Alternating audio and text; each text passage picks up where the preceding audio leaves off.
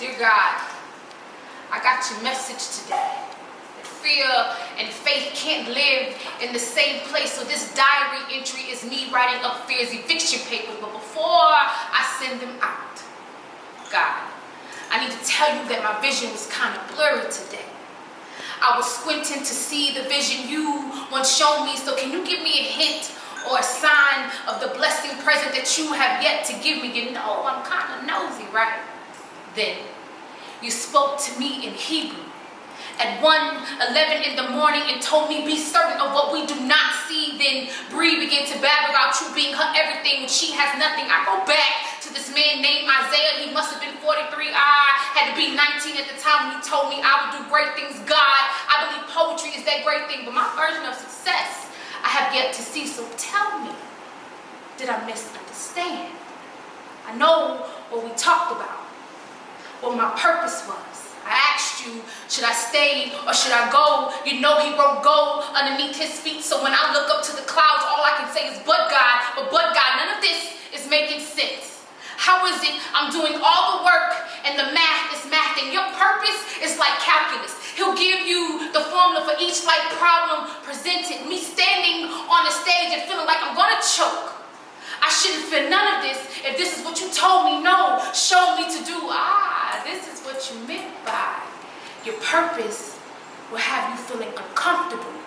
Your purpose will start feeling like a horror story. You close your eyes and feel what God may show you, but if you open your eyes 9 times out of 10, you'll realize it wasn't scary at all. You psych yourself out by your own understanding, but if you just stand with your palms out and repeat after me, Psalm 23, yea, though I walk through the valley of shadow of death, I shouldn't fear no one, or no weapons formed against you shall prosper. Blessed is she of who believed, for there will be fulfillment of the Lord. So if he told you, showed you, I don't know about you, but he'll give you the mustard seed to your purpose. These stages, these poems, is him watering my purpose. God, I got it. I'll obey you. But I still need your sign so I can sign your name on the dotted line and let fear know that beauty, the beast, doesn't live here anymore. Beast.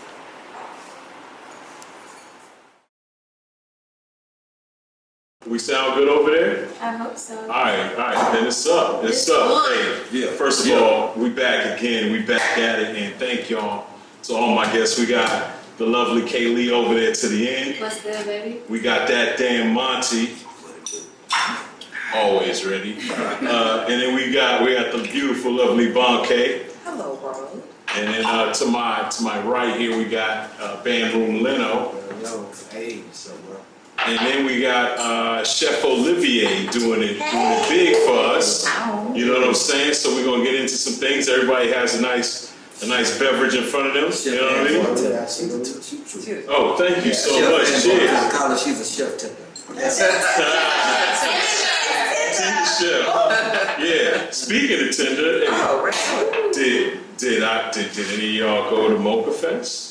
I did not, but I heard about it. Did y'all Sex see? club. What is that? Oh, well, we got our sex expert, Banke. Am I the sex expert? I think so. Yeah, We gonna learn today. Yes, absolutely. We ready to hear it. Banke, give us the word on what happened in the H. Have you heard? Well, no, you were talking about Mocha Fest, which, that sounded like a gangbang. So I'm just curious as to what it is. You know, I just saw a whole bunch of like chocolate penises when you said Mocha Fest. So I'm just looking for clarity. So yeah, that's what Is that what it is? No, and vagina. I don't know. I hope not. I'm not here to judge. I'm just curious. I'm just seeking information. Cougars. I thought you said cougars. That too. They was hunching like, yeah. Oh, you saw it, or were you there? No, I was. Oh, it is a sex party. See, I be knowing. That's what it was? It's a sex party? Sex party? Oh, I see. It's like carnival. Yeah, you know, a travel group come together and party. Man, shout out to Money Making Boom, man. He was promoting that joint that weekend. Yeah, he a freak though, so I can understand why. Right. That was out there. You promoting it. Okay. Shout out to Money Making Boom, definitely a friend of the show. Yeah, free. Yeah. Nothing but hunching. The freak of the week? You know, it was crazy because, you know, it started off the month talking about Freaknik. Like, I saw a lot of, you know, Footage? no, the show that Jermaine Dupri is coming out with. The documentary where we had a few of our, thank you so much, Chef. We had a few ladies that were a little concerned, that had different positions in life now. And a little bit concerned about what was going on back in the 90s. And their past is coming to haunt them. You know, and then, so to see the old school react like that, and then the new school just like, hey, well, we don't care, caution to the wind, you know, it's up. Well, I think it's just two different generations. You know, this generation now, the younger audience, they fearless, so they don't care about what what's out there is out there. To be honest, they're not fearless. They think that's what puts them on. You know what I'm saying? When they do stuff like that, like do sex tapes or stuff, they think that's going to get them popularity or fame. So they're looking forward to stuff like this. It's sad to say. That's true too. I think that they're fearless. Cloud chasing. They're not afraid to express themselves and just put it out there, whatever it is. They don't care. But like you said, now that these ladies from the past who did all that Freaknik back in Atlanta, now they have professional careers. They're mothers now. They're married now. So. My son's school teacher was like, hey, you heard, you know what I'm saying? And I was just like, yeah, I heard. And so she was like, if you happen to see me, you know, and I was just like, your Sunday school teacher? See, y'all think I'm being funny right now. Not really. Why these women are outing themselves, because one, we don't even know how clear the footage is going to be, right? Then it's like, you know, Freaknik is like Woodstock. There's so many people. Like, does everybody think they're going to have a solo? Well, that's what I heard. I heard that JB brought the new technology to be very revealing. So he the feds, is what you're saying. Pretty much to the freaks. JB out there snitching. Fucking the game up. That's terrible. Oh man. It is what it is. So Baxter, I don't care. Look, what you did in the past, you have changed your life and gave it to me. I mean, if Black China could get saved, I mean, Which I believe to be, I think that's all authentic. At the end of the day, I mean, she did the work. yeah, everybody. Well, she's Angela. She's Angela now. Everybody was 20 or in their younger years and did stuff or whatever. So We all have. We remember the Capitol Beach party. We remember that. Why are the men concerned about any footage being leaked? Why do you think that is? Because if you're double standard, Oh. you got to think about the double standard. It's more scrutinizing for women to be exposed that way instead of men.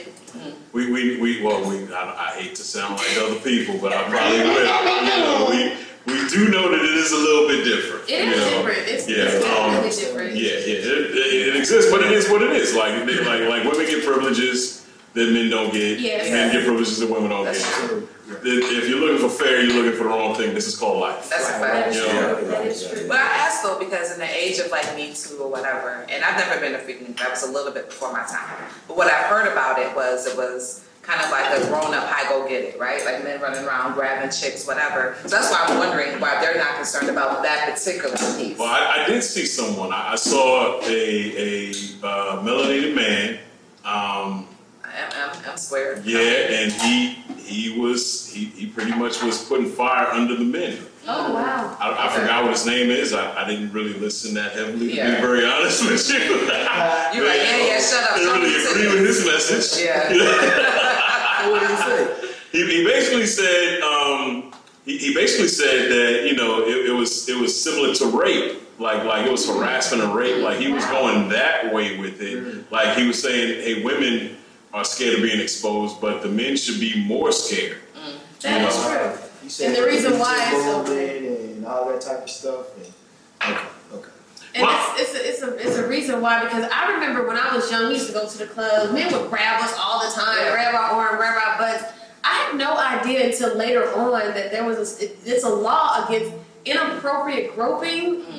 You can actually file charges, but you know how many times my butt has been grabbed before, and I didn't know that it was against the law. Yeah. Well, times are definitely different. Yeah. And it's hard to prosecute people for modern crimes. Right. So Hold to them speak. to modern standards Hold them to as modern well. standards. Yeah. It's a little bit difficult. But And I guess that's the same thing happening with the women on the flip side, you know. But it is interesting because there's no shame left. It almost seems like our society has done away with shame from the church, from everything. We just want to live, shame-free lives and do whatever you want with no consequence.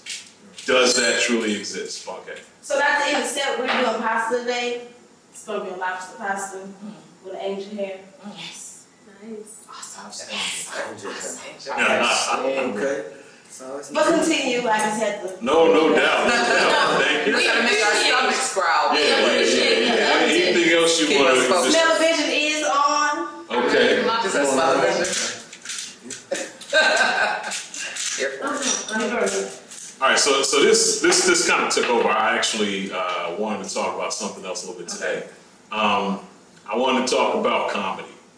You know, since I have two professionals here sitting to me to my left, and I'm a big fan of comedy. Me too. And because I feel like it's the last frontier of exactly what we're talking about. Of truth. Speaking of truth, last freedom. You know, comics do a big job of bringing that shame in a place, making people feel uncomfortable in a good way, and making you think in a different way, in a different perspective. So I appreciate comedians for what they do when it comes to that. Kudos to the amount of bravery it takes to tell the truth and to be creative in how to express that truth. It's dangerous. Cheers. It's dangerous right now. And I feel like it's one of the last things now that's being attacked. Yeah. You know what I'm saying? That is. But they have not been successful with it. Yeah. They've tried, and it's almost like the more they try, the bigger comedy is getting. Right, because comedy has always been counterculture. So when you actually try to cancel comedians, you're actually feeding the beast, because comedy by nature is going against the grain. Right. You know? I just don't like how they try to add all this backlash. Like a comic can do so much, you know, say for instance how they'll go back into your past or some old tweets that you've had and then try to bring it to the front to get you canceled. And it's all humor. So it's like, why was it funny then, but now it's not funny now? Right. It comes with elevation. You know what I mean? So if you continue to do this in your career, it's like, okay, damn, you know, let's throw a wrench in there and let's see, you know what I mean, like what we can grasp onto to make it just get them canceled. But you is know what I'm that saying? fair? Of course. We already established that not fair. Yeah. If you go back and look at Raw or Delirious from Eddie Murphy, he said some pretty, you know, controversial things that he would have gotten canceled for now. But back then, it was funny. You see what I'm saying? It was hilarious. Yeah. I just think the cancel culture as a whole, and him, like, you know what I'm saying? Like, I'm just trying to figure out who has the right to say you can't say this or that. I mean, I let's. don't get the cancel culture a lot of times because it seems sometimes that they can be a little insensitive. Right. It may be out of balance now, right? But we're all sitting here as black people. So when Don Iman said nappy headed hoes and all these different things, there were very high profile moments. And that was before we were calling it cancel culture. But there were very high profile moments. There is power that life and death is in the tongue. So it shouldn't just be a free for all. People can say whatever they want. You can say what you want, and then there's also consequences, just like in real life. Like I know I'm a bona fide shit talker, right? But I have to be prepared for whatever the consequences are going to be. You don't get to run around as an adult and say I should be able to say whatever I want, and nothing comes back.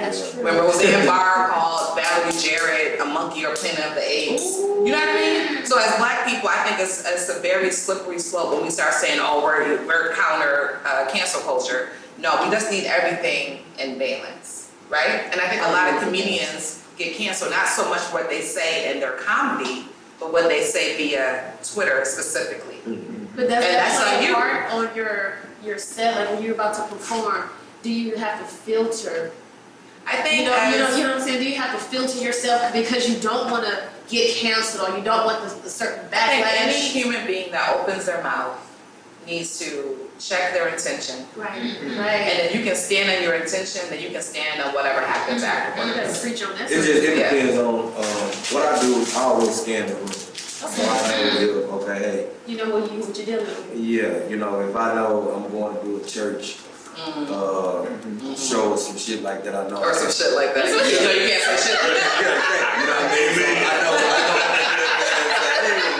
know, everybody fucking together, you know, and all that shit there, you know.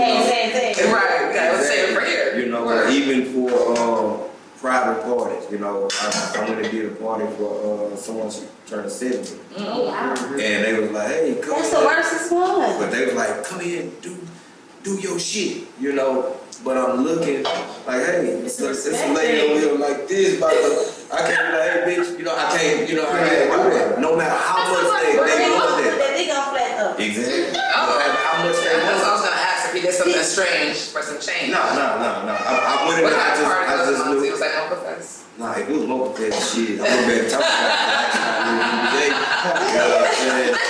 You know, nah, I ain't talking about the B-side of the Notorious Dick Assassin. Notorious Dick Assassin. That's the new one. Okay. You know, That's new. That's but yeah, you have to always stay in the room, you know what I mean? Because a lot of people that you may not know personally is gonna take those jokes personally. Yeah, and there's truth in jest. We can't say, oh, it's just a joke. Nothing is ever just a joke. There's some, if it's a good joke at least, there's some modicum of truth in it. Right. There's truth in every joke. It's a lot of truth. Absolutely. I think it's just a way to present it and to go around it without feeling so harsh or like an attack. Yeah. It's all in the delivery. Yeah, for sure. It's delivery. And that's communication period, right? Right. Yeah. And I think too, it goes back to the council culture people. Like it's like you were saying, I think it has to be done in balance. When it's appropriate, it's not just out of insensitive, just being insensitive, just saying something, just to say I'm a council and you're impure. The intentions of what was said or whatever it was. You know what I mean? Even take the time to really vet what was said. You just jumping in with the bandwagon and following everybody around council culture. And that's why you have to do your work. You have to do your work to build an audience. You know, certain celebrities are basically uncancelable because how brolic their squads are. Yeah. You know? So that's how you balance that out too. So we're doing yours first, because Okay. you don't want the point back. Okay. I mean, I just feel like I'm being like shamed for not No, I'm you. talking shit. I'm talking shit. Or you. Right. And this is another And I'm thing. gonna accommodate it. I appreciate I will you. run the book. I like the fact that you're giving a second option with or without. Yes. Because Chef Olivier is a full professional, okay? She Perfectionist. curates something for each individual that she is Yeah, say the word serving with again. love. What's that word? Curate. There you go. Yeah. We appreciate I it. love that. Yeah, no Yes. doubt. And if you guys were here in the studio, It's I so don't It's know what And that this is, is the but- salad. So, Yes, it is. Wow. We get together. So yeah, cancel culture has gotten a little bit out of control. Yes. Like to your point, it is needed for some things. But I've seen it just go up and down. Like at one point we canceled R. Kelly and then we. I was just about to say that. I never did. Wait, what was It that? was always What was that show? What? What was that? Bring Yeah, that it's kind back. of hard. Yeah, you know, it's like I'm like, you want to cancel him, He's but doing his time. He's locked up forever. I have to Why should I separate not have R. the Kelly music? from Robert, right? There we go. great point. I have to say, because I love R. Kelly Yeah. music, Right. Feeling like even the features, all that, all of that. right. We grew up listening to him from the first album, R. Kelly in Public Announcement, all the way to That's a wild story. In the Closet and Yeah, he was stuff. about But that. him personally, I can't. Andrew was saying something about that earlier on Instagram. He was like, why are we going through the issues? Because he made hotel. Right. Yeah, and he was like, he wasn't understanding why they was going through it. So the people who were with him, who advocated and brought the bitches to him, like You think they should be held Yeah, they need to be held responsible. And to be honest, I think the parents should be held responsible because it's not like who drove them girls to his studios and to his That was all good when money was rolling. Exactly. I think it's one thing to cancel him if he wasn't locked up, right? Because then financially that would be like the only like ramification. Yeah. But the fact that this man is never gonna see the light of day again, right? Right, under the RICO. Y'all know he's can't. The RICO, yeah, I heard put in that. on Yeah, I a RICO heard that. charge. Yeah. He recorded a whole album since he been in there. Y'all don't think that man ain't still making music.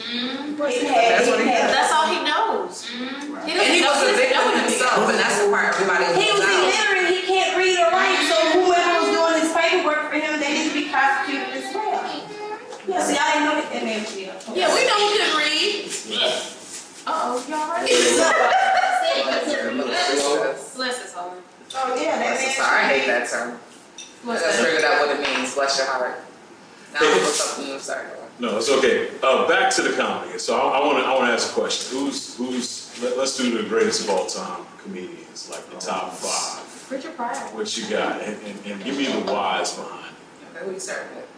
Let's go and start with Kaylee since she. I mean, I gotta say, what you mean, like, you mean like a top 5? Let's go living. Let's Living? go top 5 living. Wow, living. That's fair. Okay, not in no particular order. I have to put Martin Lawrence on there. Have to. Stand up or. Hey, you know, It's up to you. Just you make the decision. It's Okay, I top have to say Martin Lawrence, some more. Oh my God, Cat Williams. I love Kevin Hart in some stuff. You know what I'm saying, but not everything. No shame on your pick. No, I'm not. I'm just saying on certain things. Yeah, I like Kevin Hart. But I love my classics. But a lot of my classic comics, they're gone. You know what I'm saying? They're gone. The Trailblazers. I mean, I'm John Witherspoon. I saw him at the Improv. He's gone. You know what I'm saying? So. Well, maybe we do a not with us list as well. But, yeah, I mean, because all the greats that really paved the way, you they're not just here. make one not living. Yeah, That's one fair. not living. Richard Pryor for sure. Richard Pryor. Richard Okay. Pryor for sure. All right, Monty. You say 5 with this. Yeah. All right. That damn Monty. Yeah. Rambo too funny. Lil Darryl, Ray, etc. And Ali Sadiq. You know, and Shouts out to the you know, it's just like these are my people. You know what I'm saying? So at the end of the day, it's just like, you know, these are my favorites. You know what I mean? I don't, you know, much respect to everybody that has made it, you know what I mean? Like, you know, the Kevin Hart, the Lil Duval, everybody like that, but I'm my favorite. You know what I'm saying? These are the people that I grew up around, you know what I'm saying, that I'm working with, continue to work with, you know what I'm saying? That's just what it is. Not living get real. You know, because you know, man, I learned a lot about from a spiritual standpoint, from health, and not only that, but just being woke. You know, about certain things that I thought I had the knowledge about, man, and you know, I just completed. I'm not Muslim, but I just completed a Ramadan with a Taliban, and when I mean like a strong spiritual awakening, though, like this, that. Look, if y'all, man, listen, I suggest everybody to fast because you gonna get a response about some shit about people to where you gonna start moving different. And I'm telling you, it's strong. You know what I mean? So, you know, and long live Big Gregory, man. You know what I'm saying? So, No doubt. yeah. I saw Monty out, you know, at his working spot at Bell Station. And I was like, Monty, we gotta get back to it. He's like, hey man, you gotta get that to me when I finish fasting, bro. Okay. Yeah. You put them on pause, huh? After Thursday, yeah, talk. Yeah. And now we here. That's what's up. Yeah, now we here. That discipline. Oh yeah. I love You know, that. doing them tools like Yeah. Don't be embarrassed. I love that your list was all Houston-based comics. And I tell people this all the time, like comics that, if you want to talk about levels, you will see it that way, right? At that level are actually funnier and work harder because still looking to get established. When you have somebody that's known in a global scale and they come to your improv or whatever, like, yeah, they might hit or they might not, and it don't matter because their name itself is going to sell the ticket. Yeah. Like we're still hungry, we're still proving ourselves. It's still that every stage you hit, you have to kill that shit because you never know, you're still looking for something. Yeah. You know? So, so my top 5, I'm gonna go Trevor Noah. So the challenge, we gonna add the white wine to it to the glaze it. That's the important what y'all got going on. This is the base for the sauce. Continue. Thank you for that update. Thank you.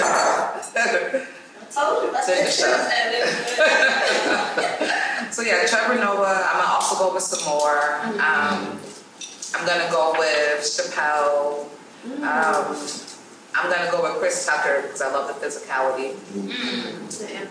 Yes. And who's getting my last spot on the roster? I'm gonna go with Ali Wong. Okay. Yeah. I see her. She has such a strong perspective. Great writer too. And then like my angel member of the squad, I'm gonna go with Bernie Mac. Oh, come on. Uncle Bernie. Yeah. Ancestor Bernie now. I was waiting on it. Some of them a bitch. Nobody does better. Oh man, yeah. All right, so I have a lot of the people that you guys have, so I share. I'm surprised that you put Trevor Noah. I did not know I was going to hear Trevor I've Noah never seen today. him just say that. Oh, Trevor Noah's hilarious. He's a man. If you And see he's so brilliant. if you see his first one, African American, which is hard to find, he drops so many gems and jewels in there, but it's crazy funny. Yeah, so he's in there for me. Cat Williams is in there for me. Ali Sadiq has been doing so much work lately. He is in there for me. Corey Holcomb, I'm sorry. No, don't be sorry. I'm not sorry. No. Shout to 5150. Shout to, you know what I'm saying? That's the type of cat I do consume media like that, but Corey keeps it 100. I gotta say. And I'm going to throw Mike Epps in there. And my angel, I'm going to, because I haven't heard his name, but he is killer funny, Red Fox. He got paid after every set. He want his money cash. Yeah. On the spot. Yeah. That's why. Tax free. I need my homework. Tax free. My top 5, COD. I would, in no particular order, man, I like Earthquake. I like Earthquake because he got this rapid joke flow that he gives that just keep you rapid, just joke after joke. Earthquake, I would say Cat Williams for the physicality and how he can make a story. I gotta go with Ali, man. Shout out to my boy, man, way back from Just Joking. If y'all remember Just Joking, Tina used to host that thing, man, and that brother's been funny for a very long time, man, a genuine dude. That's 3. I gotta go with Eddie Murphy, and last but not least on my list, man, I'm gonna go with, and I hope he gets well soon, Jamie Foxx. Shout to Jamie. It's touch and go. I hope he made it. Yeah, I mean. But they don't say what it is.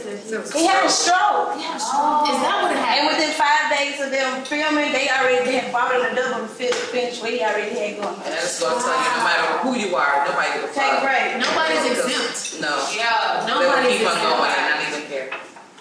So one of the things I love that comedians do, like I said, they make you feel uncomfortable, but then they soothe you. Man, y'all gotta give me the secret sauce. How do you do that?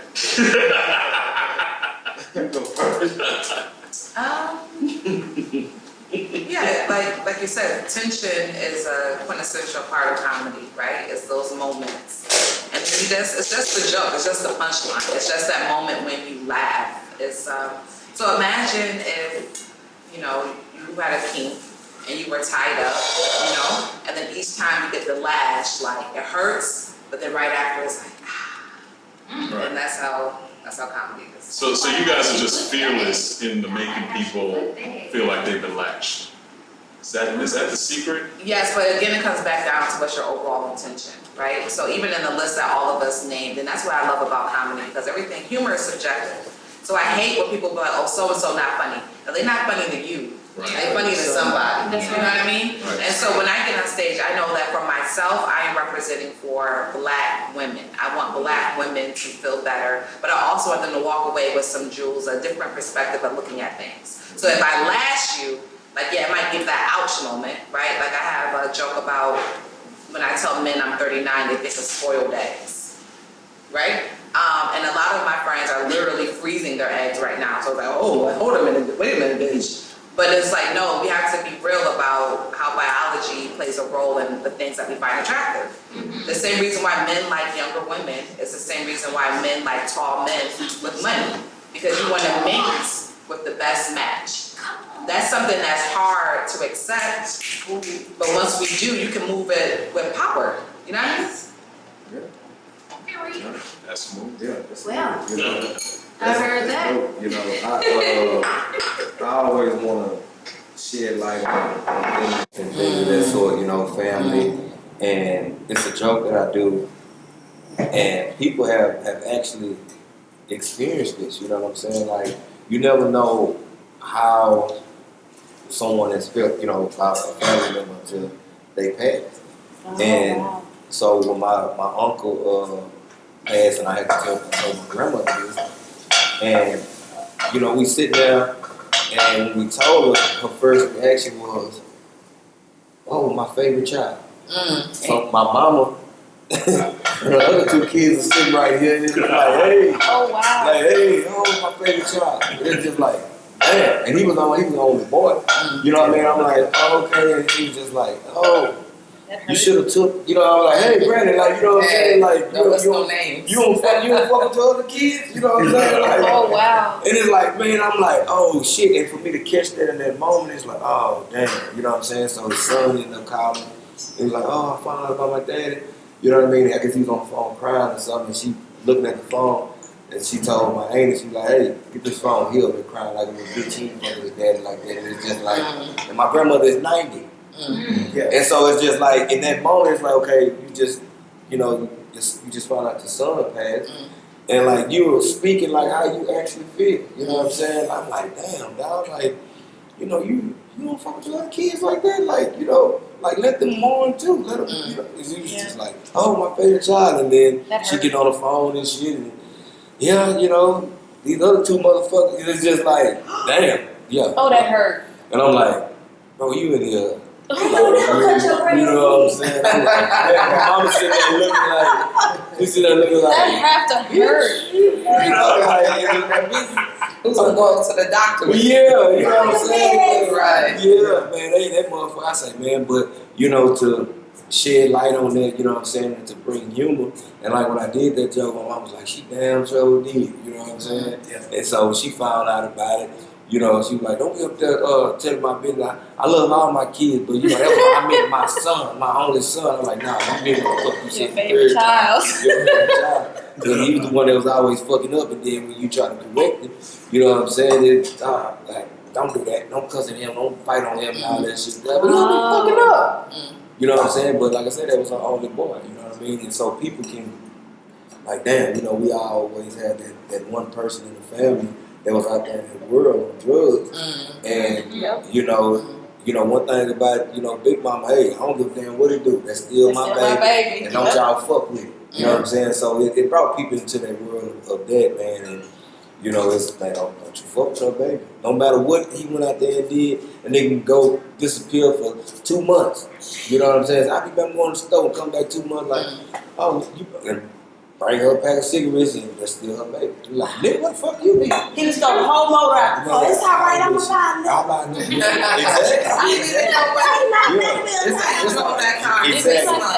Exactly. Yeah. They'll put the house up to get it out. Exactly. Leave my baby alone. You know what I mean? But to always in those darkest moments, you know what I'm saying? I've always found humor in it. You know what I'm saying? And it's been like that since I was a kid. That is a gift because that's not easy to do. Yeah. That's not easy. I think it's like sometimes, man, for those, you know, spiritual, I think God has a sense of humor.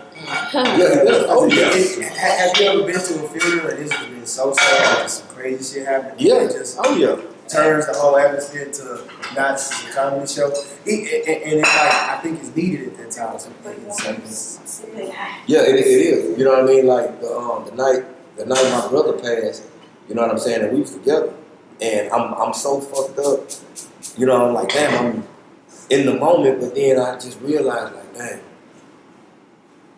how I gotta tell my sister-in-law, he had a bitch following him, you know what I'm saying? And then another bitch pull up and it's just like, okay, nigga, now everybody is coming to you like, oh, bro, like, oh, damn, like, shit, you know what I'm saying? Like, but he would always, like, he's a street nigga, so he would always say, boy, you know, I leave up out here, boy, you gonna have some shit to clean up. You know what I'm saying? And it's just like, at the funeral and shit, they just coming up to me, bro, I'm like, man, watch out. You know, my sister-in-law, I thought you said you fuck that bitch. You know what I'm saying? I was like, oh. And then, you know, they get to posting pictures and shit, and I thought they was out of town on this bitch. I thought you said that nigga y'all at a show and I'm just, oh shit, you know what I mean? So He warned you. That motherfucker knew what he was doing, man. He You know what I'm warned saying? you. But I was coming for him now. The whole time. But to find humor in that moment, it's just like, damn. Like, we ended up seeing a dude that went to school with us, and he came to the funeral, man, and I'm like, damn, I was looking at him, and he younger than us, but, man, like, he had, like, this motherfucking George Jefferson. And I was just like, nigga, where the fuck you been? Like, life has really been life. Yeah, the cul-de-sac. Yeah, you know what I'm saying? Yeah, I was like, damn. And we get ready to walk in the church, I just couldn't hold it. I was like, man, boy, what the fuck is wrong? Where your roof at? Like, and so, you know, hey, look, I'm like, hey, boy, this is not I'm like, man, I know, but hold on, man. What did you expect him to say? Yeah. Like, well, I lost 4 hairs. Yeah. I lost 16 of this and that. Yeah, and everybody just busts out there and just like, this nigga don't take shit serious. And I'm just like, and that's what they supposed to do. You take it, y'all taking everything serious, you know what I mean? But life is not an emergency. You know what I'm saying? It's just like, hey, man, you know, embrace it. You know, okay, allow to be present in the moment, and we just have to move from it, you know what I'm saying? Not move away from it, but you have to embrace it, analyze it, and go on, you know what I'm saying? Because the more and more you harbor on things, man, it's draining. Stressful. It's draining. I think that's what I respect the most about comedians. They seem to own themselves more than most. It's okay. It's a deeper level of honesty. Yeah, it is. You know, and they put it on display. Like that's a lot of them. That's where the comedy comes from. It comes from a hurt place. Yeah. Yes. And they're able to wear that as a badge of honor. Have you ever seen Deion Cole's last Netflix Yeah, special? Charlie. Yes. About his mama. Yes. Oh, man. When he closed out. Yes, he did. You have to yeah. understand, comics hurt too. Yeah. And it takes a lot for them to get up there and make you laugh when they're broken inside. I ain't gonna lie, that shit made me cry. You see what I'm saying? Yeah, man, like It expressed it touched. right now. Y'all don't know It what the fuck touched. we be going through. Yes. But we put y'all first, and that's true. Because that's their job. Yeah. But at the same time, Yeah. it touched me too. That shit it bring really chills, did. You man. have I to see it. tell It's Yeah. nice. Yeah. It's hard to do, but it's also it's such a gift, right? Because somebody was telling me this recently, like, oh, when my brother passed, they were like, you could work the whole time. Yeah, I needed to. You Yes. know? Yeah. Thank you. The Ooh. stage is my happy place. You know what I mean? It's your therapy. It's my therapy. Yeah. Yeah. Oh, that looks beautiful. Pretty bad. The presentation is Oh, that yeah. I right? got a chef. Okay. She put her titty in my back too. Is there any way we can record Yeah. our poet? Please. Yeah. Come on over. Hey, So I'm gonna swap out. I'm gonna take my plate over there. Is that allowed? That's allowed. It's definitely. I do want to come back though. Don't be like, oh, once you move Go your feet, down. you move Hey, your seat forever. AJ, do me a favor, man. Bring Banke a chair that'll sit right there in that corner. I don't wanna be Is on the camera? Is the they camera? gonna be Oh, okay.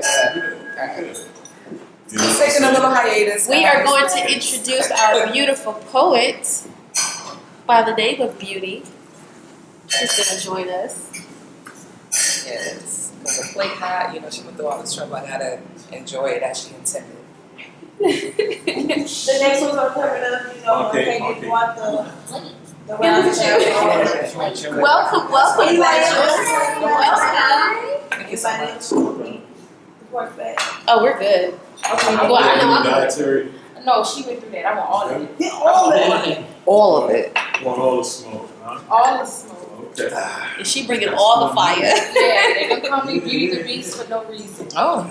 So you've been listening to us. You got a top 5 on the comedian list. I would definitely say Kevin Hart, of course.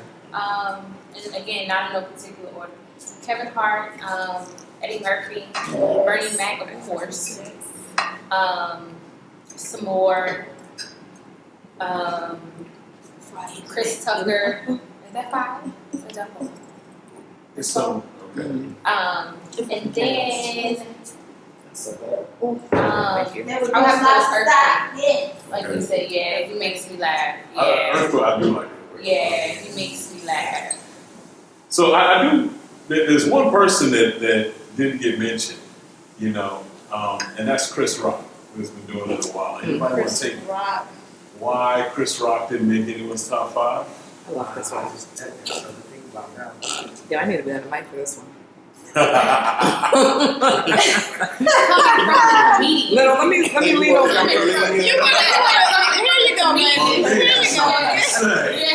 Chris, you listening? So I thoroughly enjoy Chris Rock, right? Okay. I love his perspective, particularly on relationships. So he's one of those comedians that the way he says something will have you like reevaluating your own actions, right? So I love that. For me, Chris Rock is a little old school in that he operates under a double consciousness. So, thinking about W.E.B. Du Bois' theory that as a black person, you have who you are, and then you're always seeing yourself through the lens of white people. And so even at the end of his last special, which I did enjoy, and his joke was like, oh, people want to know why I didn't slap him back. And he was like, oh, because I was taught you don't fight in front of white people.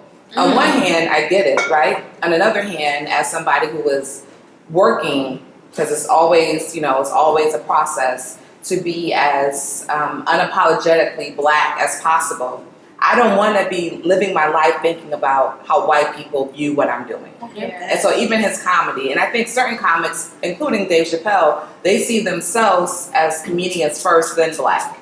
Me, I'm black before everything. Amen. I'm black before Christian. Because my lens of religion is through the black, you know what I mean? Black eye. Yes. I'm black before woman. You know what I mean? So when you're a comedian and you censor white people, and I love his comedy, but he just can't make my list because of that.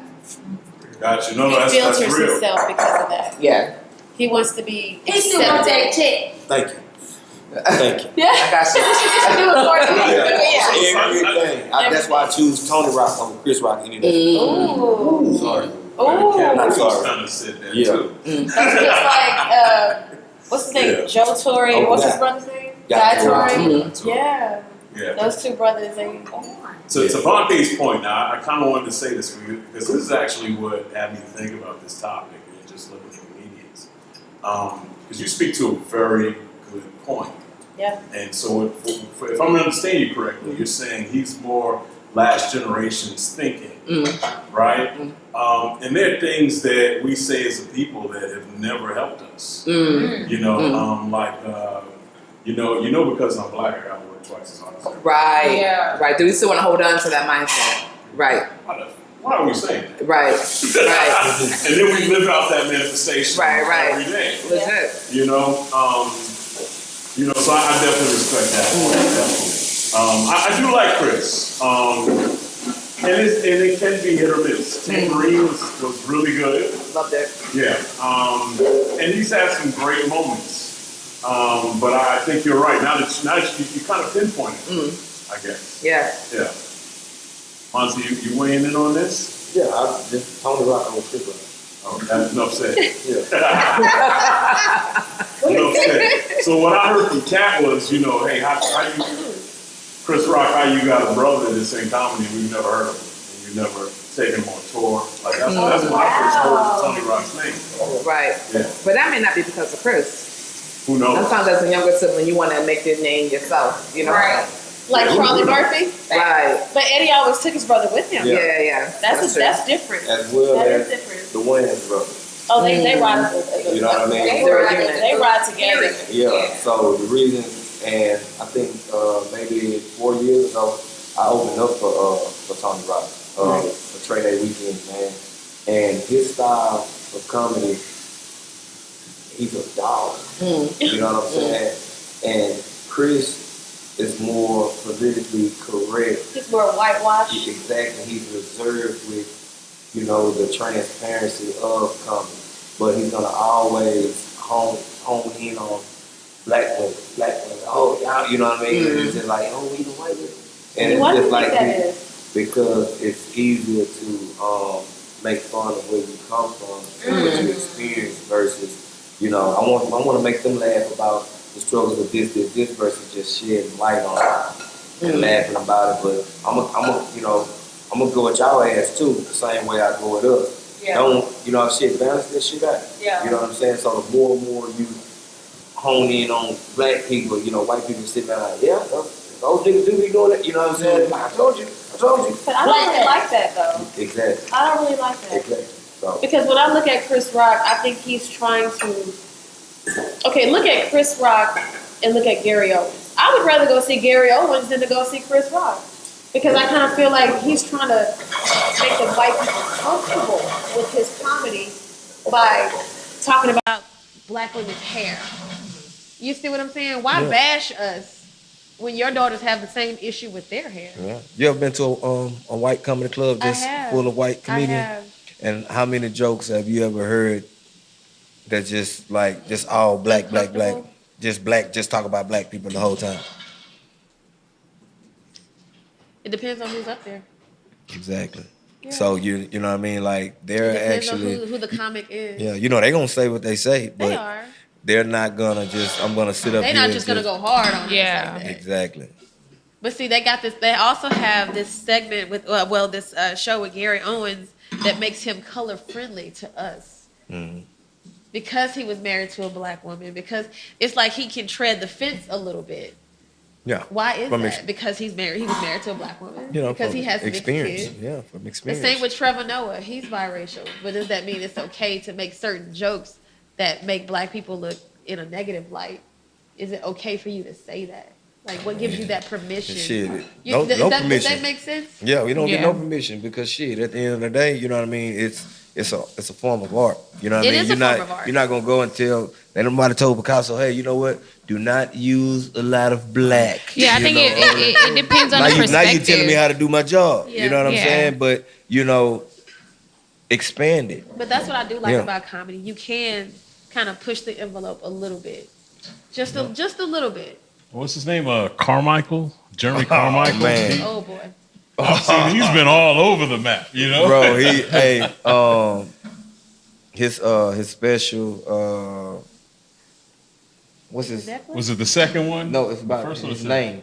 When he came Carmichael? out. Is it Jeremy? I think. Yeah, but his real name. Okay. It's Rothaniel.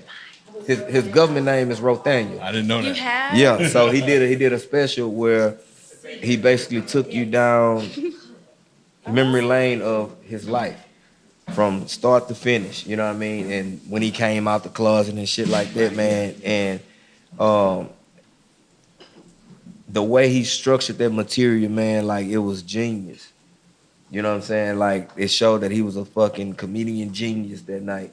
You know what I'm saying? And y'all go check it out. And by him coming out the closet, the way that he came out the closet that night, it'll have you just sitting there like, bro, like, damn, bro, you gay. But the way he structured it from start to finish, it's like, damn, like you really got in your pen with this shit. You know what I'm saying? Like he really got in his pen, and it's just like, damn, you just sitting there and he's gonna have you on the edge of your seat. You was on the edge of your seat. I did see the special. And, and it wasn't a lot of laughter, but it was just amazing how he delivered it. Like I said, I mean, and then he just dropped it in. And the jokes that he made about himself, about coming out, was clever. And you could tell it was therapy for him. Yeah. You know what I mean? I think any form of art is therapy moment. Like you have to be, me being a poet, like you have to be vulnerable. You cannot be an artist of the art and not be vulnerable. Mm-hmm. And you have to be okay with showing the masses your vulnerability. Yeah. So that comes with the gift, the art of being a comedian, a poet. You have to be vulnerable. It's no way around it. Yeah. It's no way around it. So I saw Carmichael's. I think I've seen 3 of his specials. I didn't see the one that you guys are talking to. I'm definitely gonna watch it tonight. The first one that was, I think it was directed by Spike Lee. Mm-hmm. It was funny, and it made me uncomfortable. I'm not gonna lie, it made me uncomfortable because he has a joke in there like he's like, okay, 20 reasons why black people never overcome. He's like, number 1, Jordans. Number 2, like he's just going. Yeah. Damn. And it was truth. It was an uncomfortable truth, right? So that, but then the second one came out, and then I gained a respect for what he was doing. And then I learned, because I didn't know initially, that he's a Harvard grad, and he's Mensa smart. Yeah. What's but Mensa. No, you said he's a what before you? Harvard grad. He's a Harvard grad. Yeah.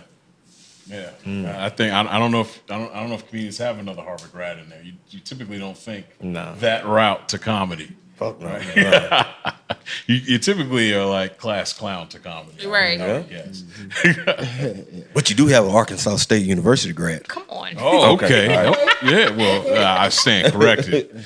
Not Harvard though, but shit, you know. But you're right. You definitely have to respect the art form, right, that you're going to be in. So how about those moments? Like I always hear comedians say, "You're not a comic until you've bombed." And she's back. And she's back. Yeah. Oh man, yeah. So I didn't bomb for a very long time. What's that mean? Is that a thing? Bomb means when you have a horrible set. You have a horrible Yeah, people show, in the horrible South don't set. really boo too often, unless it's like a place where that's kind of like their novelty. Get up and leave. They will get up and leave. Yeah. What's I've seen it. worse than people I've getting seen up and it. leave or booing is just them just sitting in silence and just staring at No you. laughter. No laughter. And it feels like, so the first time I bombed, afterwards I was doing this because I just knew that my face was bleeding. It feels like you face planted in front of everybody. on, Like I face thought I was bleeding. gonna spit out teeth. You know what I mean? Like, but I was also very happy because I had did comedy for like 6 to 9 months and I had never bombed. You know, because as a Black woman, you just have a natural stage presence, right? So even as you guys are talking about Carmichael, and there's different times where nobody's laughing, but if they're just listening, that's not a bomb. A bomb is when it's that awkward silence and people are shifting in their seats or they're getting up to leave or whatever. And I was kind of happy to get that just over with. So I no longer had that fear. You know what I mean? Like, okay, so I know it'll feel like I lost my side teeth, but I also know I can survive it, you know? And you're not a real comedian unless you bomb, because that means that you're really pushing the envelope. You're not just pandering to the audience. There's certain things you can do depending on the crowd, right? If you're in a Black room, you can just say nigga, fuck. As we just saw a very famous female comedian do, just a whole bunch of cursing. And if you curse in a particular way, then that can be, you know? And if you're a Black comedian in a white room, you say nigga a whole bunch of times and they're gonna laugh just off of the taboo nature of it. Yeah. And that's a whole nother conversation. We can come back to that. But when you're actually saying something, and thinking about Chris Rock and Tambourine when he was talking about relationships and how it's times when you're gonna be the lead singer and it's times when you're gonna have to play the fucking tambourine. That shit was prolific. You know what I mean? Yeah. And that's what comedy is. You know, the first time you told that joke, you know that nigga bomb. People are like, tambourine, what the fuck is you talking about? You know what I mean? Like, because you have to figure out how to say something when the concept, when it's that real truth, when it's that real moment that's gonna give people clarity, it's gonna take you a while as a comic to figure out the delivery on that. So that's the secret. Just repetition and reps. Yeah. Yes. Yep. And not only that, but I think my second show that I had ever done, I had went to LA. So I did my first comedy show, and 47 minutes here in Houston, crazy. Oh my God. You know. I see why you over there. Oh, I ain't mean it. Yeah. Then so after that, I went to LA and did a room, and the Black room killed it. Went next door to the white room. Those same fucking jokes. People sit up there looking at me like. That's it? Like, come on. Yeah. Got off the stage, and I ended this joke by my grandmother. I have another grandmother joke, and I know it always gets him. And the dude was like, I'm talking about, it was complete silence. He got on stage, the host came out, yeah, you need to take your ass back to Houston with that dumb shit. And they laughed, you know. But this was a very humbling moment because I just went and did this show here, my very first comedy show, sold out, 47 minutes of just, you know, laughter. Me being me. Go to another area and it's just like, but it was humbling. So now it's just like, hey, you know what? You don't just write for your kind. That's right. That's right. You know. Yes. So now it's just like, put me anywhere. I get in there and fuck them up. I tear their mouth out. You know what I'm saying? But it was, after that point, I ain't gonna lie, I ain't wanna fuck with comedy no more. I ain't gonna lie. Like that? Hell yeah. Yeah, as an artist, I feel like you have to, you gotta fall. You know, you won't, if you feel like you go to every place and you getting, like for me, if I go to every place and I'm getting a standing ovation and people are hearing me, then of course that feels good. But if I don't get in a room where I hear no ums, no snaps, no nothing, then I'm not growing as an artist. That teaches you how to develop. It teaches you how to go back to the drawing board and be like, oh, okay, I need to do this more. Or I need to work on this more. I feel like that comes with the artistry. So you're feeding off the responses. I energy do, and I learned that I have to stop doing that.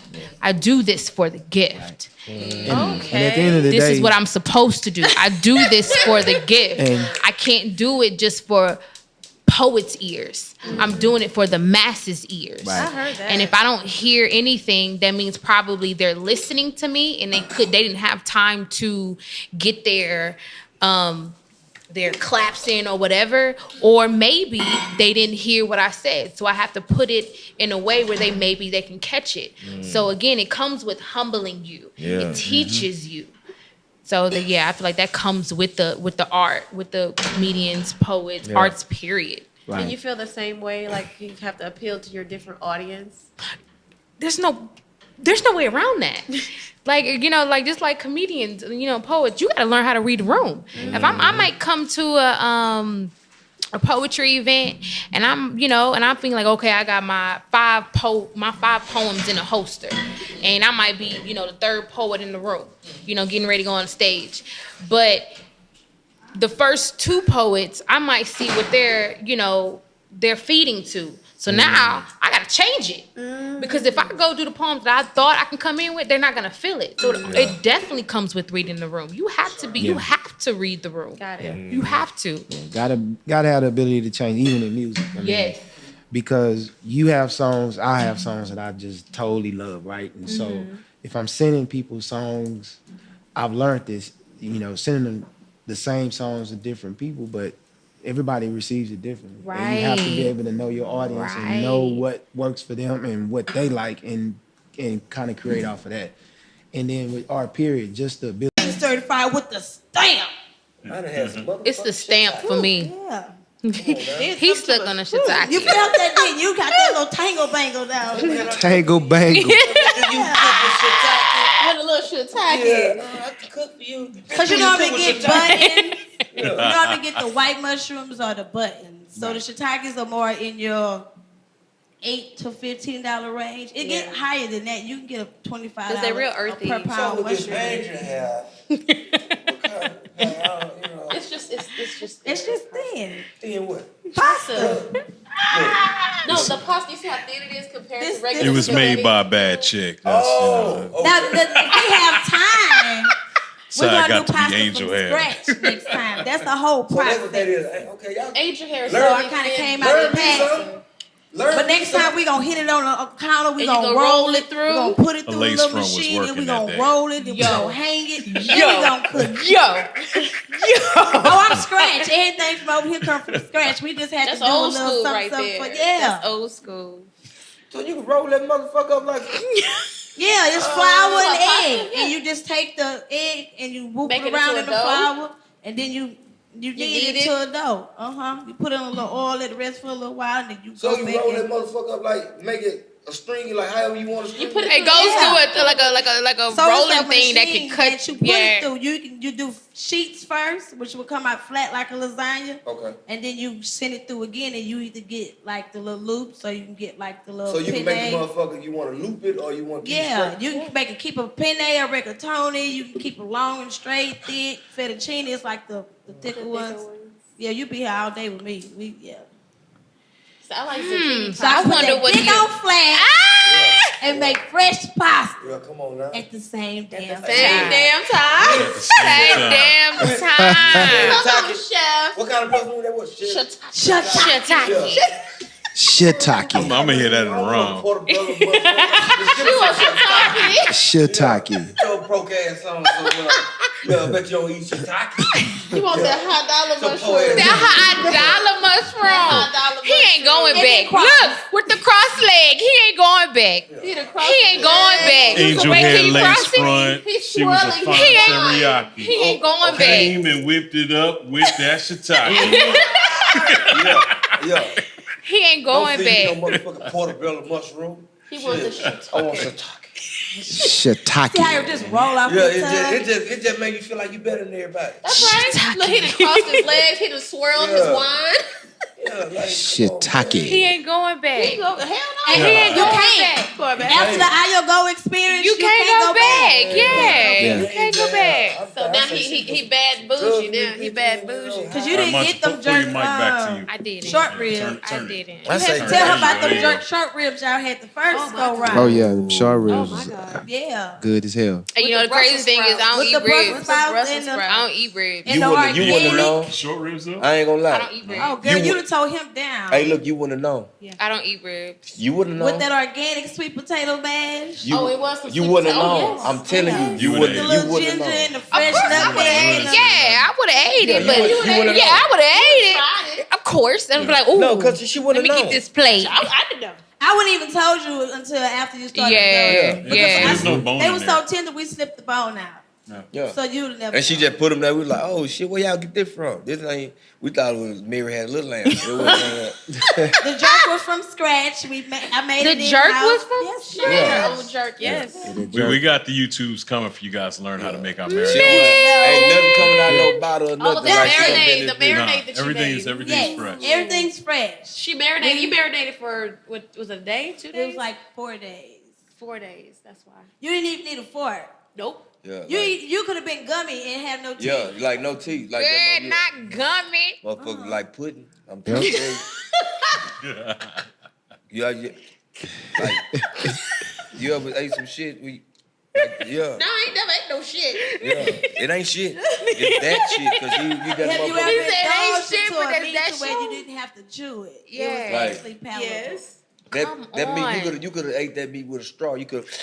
You think I'm playing? That was some good goddamn televised ass. Look, you could have put a straw in there. And, It was so good, I got humped on the leg at the end of the night. Got hum. Oh yeah, I Indeed. know it was I know Indeed. it was good. Okay, I missed that segment. I know it was good. Sure He was did. like, "Thank you."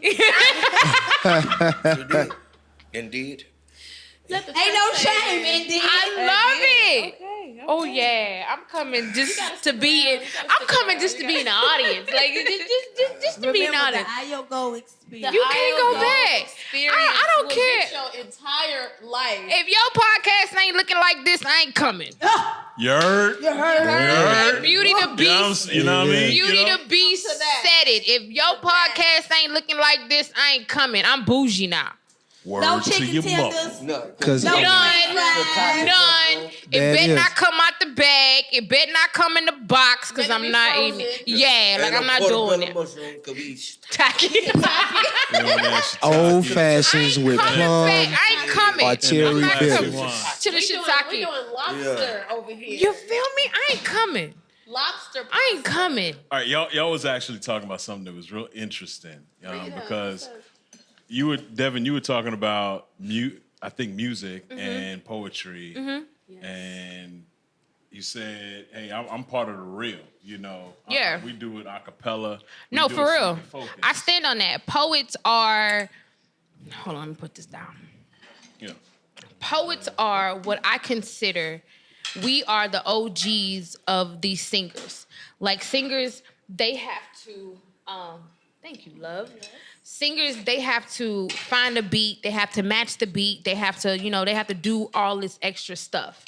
As poets, we don't need none of that. All we need is our pen, and the beat has to match us because we are the word. We are the music, and like that's we are the OGs. Period.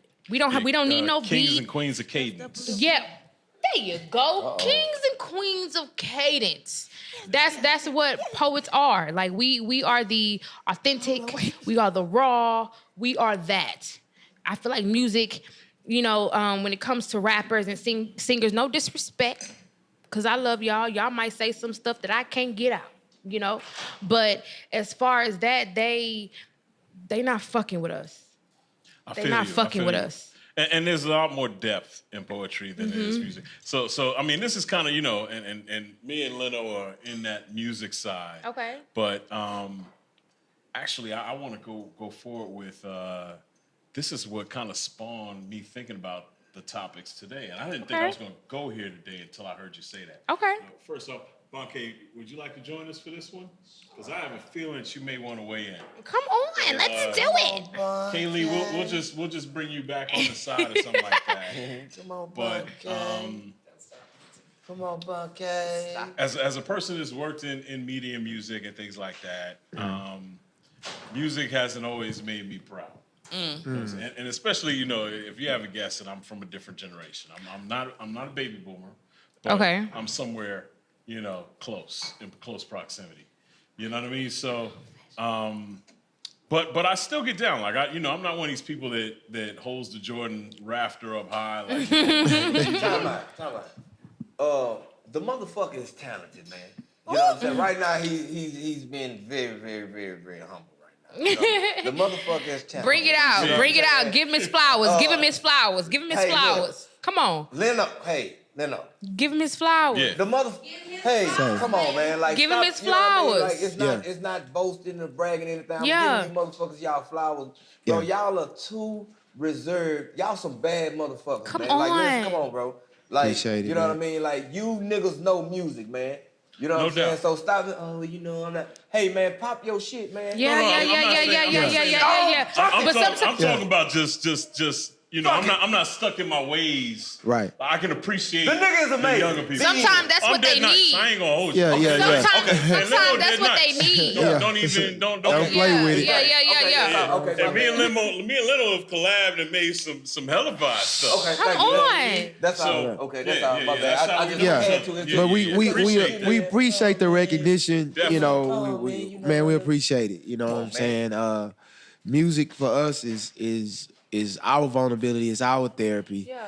And again, Ayo, to have an opportunity to meet this brother and connect, man, and like minds and hell of an artist himself. It's been nothing but a journey and a good one. And like I say, Monty, we appreciate you, brother, for acknowledging what we do and how we do it, man. So much love to you, brother. Appreciate it. No doubt. But what I'm saying is, okay, the current state, like, Okay. I feel like as a culture, we should do more. You talking about music today? I'm talking about music today, and Of course, I agree. And I feel like we often we act like we don't have the power to change it when we actually have all the power to change it, and that's the reason why we've only watched it and witnessed it degrade over the years. So how would you answer the question? What needs to be done from your perspective? From my perspective, and this is me, and I know a lot of people are gonna be mad at me. Speak your shit though. Who gives a damn? Right. I think we need to boycott music. Boycott music? Shit. Wow. I really do. I really do. And it's on some shit like, hey, Diddy, you gonna be all right. Jay-Z, Hova, you gonna be all right. We talking about like what, a week? Just to send a message. If we did something united and said, hey, we want to take our music back because we have the most talent in this field, but a lot of times we represent the worst messages. No, for real. And if we just banded together, all of us, and just said, hey, this week, we're going to find something else to do. We're going to listen to poetry. Yeah. We're going to go to comedy shows. Yeah. For 1 week, we're not going to go on Pandora. We're not going to go on Tidal even. Come on, Spotify. Because today it's monetized differently than before. But hey, you're going to have to tell your advertisers that because we are unhappy that we represent the worst imagery in the art form, but we actually represent the best talent. As a community, we've decided to take a week off. But how many times have, we as a culture said we're going to boycott something and stuck to it. I know, and this is easy, and I know it's hard. I understand. You go to the gym and you want to hear your favorite artist pumping you up or whatever it is.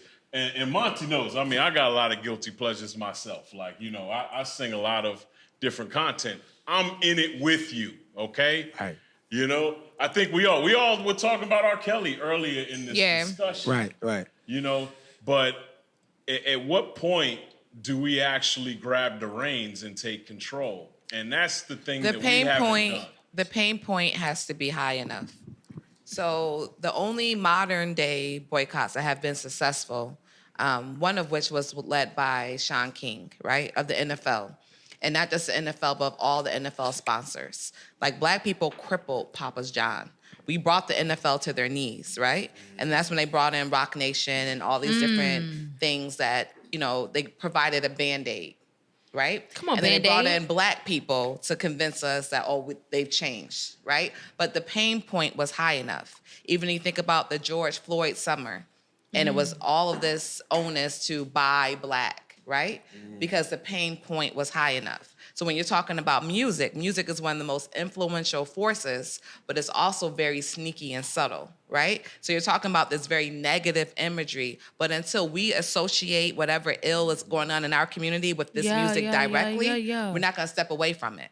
Because right now, the pain point isn't high enough. In a way it is, right? Because we see the amount of homicides or just the breakdown of the families, yada, yada, yada. But until the masses associate that with music, they're not going to walk away from it. And even Kanye West and, his tirades or whatever, but one of the things that he really did point out was the negative imagery that's happening in Black music, and we're not the ones behind it. We have no control. So we have another culture telling us what we need to sing and rap about, right? Until we look at what's going on in Chicago or any of these epicenters of Black life, and we associate it with the music, a boycott's not going to happen until we as a people see the direct correlation. Come on,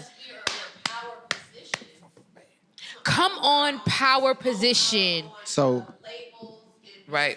Yeah, because I think with boycotting and those things, I think one of the critical things that we don't have enough of is access.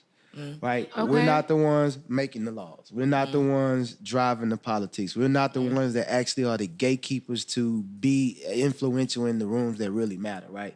And so I think a lot of times that keeps us on the outside, even though we want to do more, but we don't have that access, right? And when we do have access, but we don't celebrate. So even if you look at something, I went on tour this summer, right? And it was a tour I put together. And I'm going to call this person a friend of me. And they were like, oh, you on the Chitlin Circuit tour. And I was like, you motherfucking right. That's a source of pride. What? Stand on Chitlin it. Circuit. That's Stand 100% independent. That's Stand on 100% it. Black owned. That's 100% power and autonomy. Even recently, the El Dorado Ballroom just reopened. Right. And if you guys know, Wow. yes. So Wow, historically, that was, the epicenter again of the Chitlin Circuit, right? But that was Black people controlling every aspect. Yeah. So that's being Right. operated now by Project Row Houses. So there's different things that we do have access and we have power over. Even if you think about awards, like again, how many times are we gonna see our greats be disrespected, like Angela Right. Bassett this year, Right. But until we Speak on see it. a BET award or an Emmy award in the same light that we see an Oscar, Yeah. so it's not a matter of access, it's a matter of perspective. And to that friend of me that said what you said, I would beat your bitch ass. Fucking with my back. Nah, you know what I mean? But I heard you guys say something as far as, they do things when we speak out, it's like, okay, well, let's do something so they can shut up a little bit. Like with the Phil Jackson situation when he said, oh, the image and the meaning behind basketball has changed, and he stopped watching basketball, when during the bubble season. You know what I'm saying? All because of the messages behind, the shirts on the Black jerseys Lives Matter. and shit. Okay. Yeah. So let's double back. The last 2 years or 3 years, who has performed at the Super Bowl? Come on. You know what I mean? Rihanna was the last Yeah, one. Rihanna. Then we had Dr. Dre. Dr. Dre Dre. Oh, and, you know, yeah, And then we had J-Lo and Shakira. There was nothing because there was COVID and George Floyd before that, right? Okay, Right. but that was before all- that it was who? Was it Shakira or somebody? Shakira. Yeah, Shakira and J-Lo. Yeah. And But that was all Bruno inside, Mars right? about 4 times and Beyonce about 3. Okay, so you think about the events that happened these past, 3, 4, 5 years or something like that. Prior to that, you didn't really see us. Yeah, well, there's definitely a reason, because we were leaving the NFL. I'm one of those, by the way. Yeah, I did too, and I never went back. So Yeah, it's I think definitely. I know. Yeah. Yeah, even stopped before watching. Kaepernick, the Super Bowl when it was Peyton Manning and Cam Newton, and just the way they call the games is just so blatant. Like, say you don't give a fuck about us without saying you don't give a fuck about us. You only got to tell me once, okay? There's 1,000 forms of entertainment. I'm not going to go anywhere where I'm not welcome and celebrated. Come and on. even now, as you're talking about, the Super Bowls and all of that, on one hand, it's great because it's representation. But what did Jay-Z at one point say? I said no to the Super Bowl. You need me. I don't need you. Yeah. They need us. Yeah. They need us. And that's the only reason why they made any changes. And all those changes are still superficial. Where is the ownership? There's still not one black owner. Yeah. Fuck is we talking about? Yeah. You got niggas running combines and shit looking like modern day auction blocks. Come on. No, thank you. Come Yeah. on. Well, I mean, there's a few things like, I'm just gonna point you in the right direction, okay? Gotcha. Okay, so they love to show this image of Tom Brady. This image of him running in the combine, running his 40, looking like the most unathletic person ever. But he comes and whoops your ass every Sunday. Yeah. There's a reason why they love showing that. So I just don't believe in the product. I'm just tell you straight up. I believe, they've made a few things really convenient for me, like how you have the Browns. The NFL Hall of Fame is in Cleveland, but we have the most disgraceful team almost ever that has historic losing. And that uniform looks like dark black skin and prison orange lettering. You feel me? So, and if you want to be a winner, you gotta be a patriot. That's all I'm saying. I remember we had this discussion. We had this discussion about the NFL being entertainment, and to be transparent, I still watch football for the sport. And Oh, damn. hey, this is what this is about. This is transparency. I watch it. Although I know a lot of bullshit that goes into it behind it, I still watch the product. That's just what I like. I like football, right? As a sport. So No, I mean, I got you. People like everybody wrestling has too. their own thing, but I would. But my thing would be It's entertainment. right. Because my thing would be is that I think all industries, we will find that we're getting messed over in all industries, in every aspect of what we do. There's something going on that's not being done in our best interest, right? So I get that, but that's not my point. Is right. When they get to where they are and they get level and they get comfortable, it's fuck everybody else. Right. Speak on that. Like, no, for real. No, And we- for real. Who are up there and No, higher for than these real. And we say that we Real. own our own shit, and when you look at historically, I'm not trying to sound like a history buff, but I think that African Americans at a certain time were at their best right after slavery was over with, when things were segregated, when we had our own banks, we had our own things going on.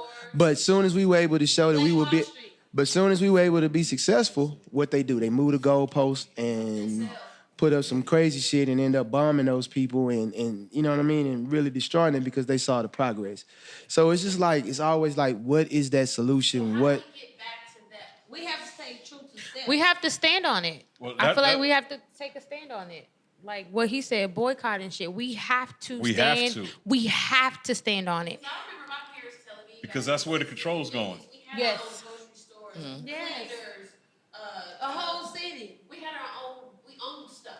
Yeah. Literally, The riots came, they burned everything down. Yeah. literally, our best place, our best economic time in history. Do you know when that point was?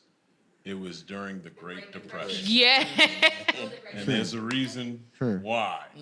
And look at what's going on right now. The dollar is failing. There's a reason why that's happening. But it's the little things. Inflation. It's the little things that we can't be so lackadaisical about. Those are the devil is in the details. Come on. It's such a double-edged sword, though, because as you were saying earlier, we used to have this saying of, to be black, you got to work twice as hard, and we know how crippling that thought can be, right? Then, we have, what's the term, like gentle life, you want a soft life, you want to have the privileges of what our ancestors fought for. At what point are we able to not fight? You know what I mean? So I get it when people get they feel like they're successful. Do you want to still stay in the struggle? And in regards to black grocery stores and all of that, we have that. Yeah. You can, in Houston, you could really only buy black. You really can. If you go into a African marketplace, or a Caribbean marketplace. Like, this is one of the few cities in America where if you wanted to only fuck with black people with your money, you absolutely could. Even black-owned nail shops, banks. And I say nail shops specifically because that's something that's typically Asian-owned. Like, we have everything here. Hey, look. Hey, it was so crazy. What was so fucked up? I mean, it wasn't. I'm one of the ones for the nails, black only. Look, me. I seen a black-owned Shipley's. Okay. Wait, what? 45 and huh? Oh, the one on 1960. 45 and 1960. Walked in that bitch. They say, we got some hot ones coming out this motherfucker right now. I was like, yeah. Come on. Say home. Hey, look. home. I said, I'm gonna fuck about no professionalism. Give me 6. And that motherfucker like, you sure you don't want to wait? They're coming through the drive-through. Yeah, what you like? You want to wait for these hot ones? I'm talking about, and they was being they self, man. Like, it was just like, damn. You don't get hot ones. Yeah. And we have a motto, we know Tulsa, Oklahoma, but when we're talking about what we need to do as a people, we have to acknowledge what we've already done and what they did in response. They dropped bombs. This is the only time in history where they dropped bombs in American soil, and that was on Tulsa. If you're talking about lynchings, the people who were always lynched were business owners. Right. So it's not that black people haven't done these things. There's been so much systematic oppression to break it down. And historically, like, that trauma lives in your bones. So when you're like, damn, niggas can't get right. Because on a subconscious level, niggas know that when you do get right, you become a target. Yeah. That's why I asked the question, Ayo, at what point do we no longer have to struggle? Because that's a lot to ask people to put on their backs. You know what I mean? And I don't have answers. I only have questions. No, I feel that's real. You be having answers and shit. I like the way you talk, girl.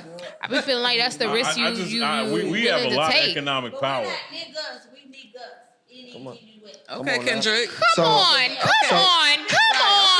Dad. Come on. I got a question to the panel. Now, when we look at those boycotts and when we look at our history from a historical standpoint, there were leaders, right? There were leaders that stepped up and kind of led the cause. Yeah, I took bullets to the head. Are these leaders here today, and who could they possibly be, right? Who could possibly be these leaders that spring this movement forward, right? That's because a good question. You know what I'm saying? That's a great question because I don't open-ended even question. know if I have anybody because they, like, once they get into that light, they sell out.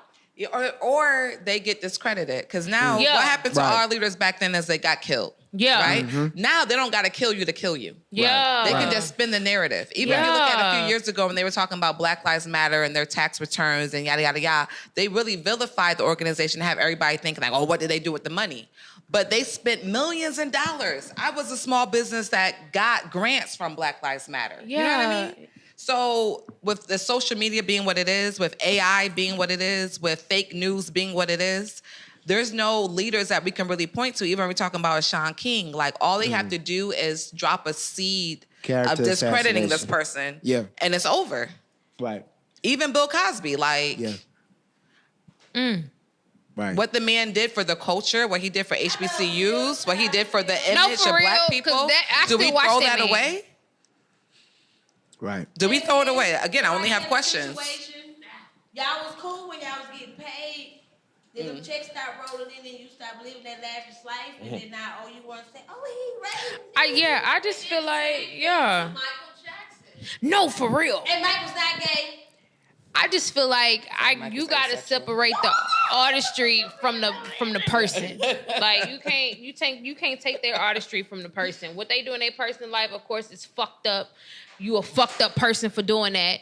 But their artistry, they made good music. They did what they did, and you can't deny that. You can't deny that. That's true. Yeah, the craft. You can't deny that. Like, I still listen to R. Kelly. I still listen to Michael Jackson. But their personal life, I don't fuck with. I don't deal with them personally. But their artistry, you a genius. I can't take that from you. Other walks of life who have kids that are in basements as we speak. Of course. They're having sex parties and coke parties as we speak. Of course. Yep. AKA the Mocha Fest. That's That's what you call a callback. That's how to course. add sprinkle a little humor in there. But Because I know Ayo got something he want to say. For You want real. to stir us back? Well, he mentioned who could be that leader. Like we said it on the last one. Number one, we're real finicky about who we listen to. Right. That's You don't more listen to about anybody us. anymore. That's more about us. You know what I mean? So the first thing as a collective, we have to recognize exactly what we're saying about these entertainers. We have to feel that about these leaders.